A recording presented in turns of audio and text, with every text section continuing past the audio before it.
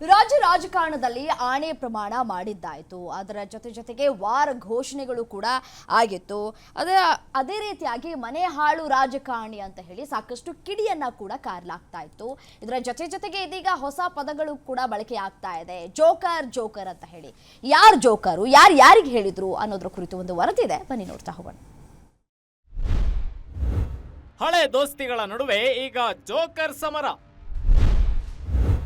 ಸ್ವಾಮಿಗಳ ನಡುವೆ ಮನೆ ಹಾಳು ರಾಜಕಾರಣ.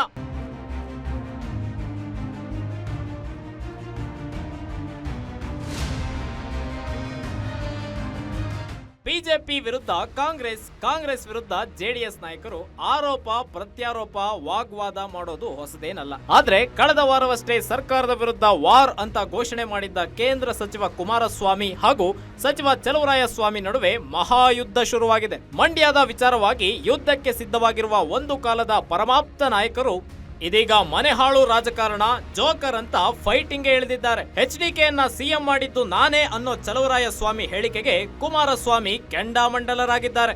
ಆತ ನನ್ನನ್ನು ಸಿಎಂ ಮಾಡಿದ ಎನ್ನುವುದು ಬಹುದೊಡ್ಡ ಜೋಕ್ ಎಂದಿದ್ದಾರೆ. ಯಾವ ಜೋಕರ್ ಹೇಳಿದ್ದು? ಆ ಜೋಕರ್ಗೆಲ್ಲ ಉತ್ತರ ಕೊಡ್ಬೇಕ ನಾನು? ಆ ಜೋಕರ್ಗಳಿಗೆ ಉತ್ತರ ಕೊಡೋದು ಅರ್ಥ ಇಲ್ಲ. ಅದೇ IITನೂ ಹೇಳೋರಲ್ವಾ? IIT ಎಲ್ಲಿ ಕೊಟ್ಟವ್ರೆ? ರಾಯಚೂರಿಗೇನೋ ಕೊಟ್ಟವ್ರೆ ಅಂತವ್ರೆ. ಆ IIT ಅಂದ್ರೆ ಏನು ಅಂತ ಗೊತ್ತಾ? IIT ಅಂದರೆ ಇಂಥ ಜೋಕರ್ಗಳಿಗೆ ಉತ್ತರ ಕೊಡಲ್ಲ.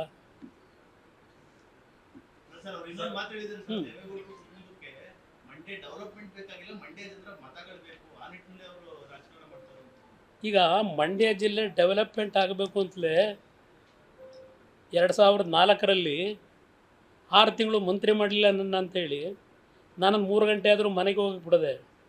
ಮಂತ್ರಿ ಆದ್ರಲ್ಲ, ಯಾರಿಂದ ಆದರು?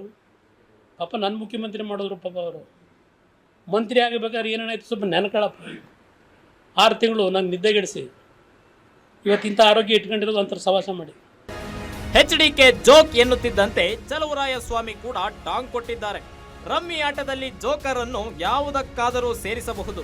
ಆಡಳಿತಕ್ಕಾಗಿ ಯಾರ ಜೊತೆ ಬೇಕಾದರೂ ಹೋಗುವ ಕುಮಾರಸ್ವಾಮಿ ಜೋಕರ ಇಲ್ಲ ನಾನ್ ಜೋಕರ್ ಅನ್ನೋ ಆ ಪದಕ್ಕೆ ಅವರೇ ಹೆಚ್ಚು ಸೂಕ್ತ ಎಂದು ಖಡಕ್ ಆಗಿಯೇ ತಿರುಗೇಟು ನೀಡಿದ್ದಾರೆ. ಹೌದು, ಜೋಕರ್ ಅಂತ ನಿನ್ನೆ ಪದ ಉಪಯೋಗಿಸಿರೋದು ನಾನು ವಾಟ್ಸಪ್ಪಲ್ಲಿ ನೋಡಿದೆ. ನಿಮಗೆ ಗೊತ್ತಿರಬೇಕು ಜೋಕರ್ ಅಂದರೆ ಏನು. ರಮ್ಮಿ ಆಡ್ತಾರೆ, ನನಗೆ ಪೂರ್ತಿ ಬರಲ್ಲ ರಮ್ಮಿ. ಈ 3 ಲೀವ್ಸಲ್ಲೂ ರಮ್ಮಿ ಆಡ್ತಾರೆ. ಜೋಕರ್ ಇದ್ದರೆ ಯಾವುದಕ್ಕೆ ಬೇಕಾದ್ರೂ ಸೇರಿಸ್ಬೋದು ಅಲ್ಲ. ಜೋಕರ್ಗೆ ಎಲ್ಲ ಇದಕ್ಕೂ ಬೆಲೆ. ಈಗ ಯಾರು ಜೋಕರು ಅಂತ ನಿಮಗೆ ಅರ್ಥ ಆಗಬೇಕು.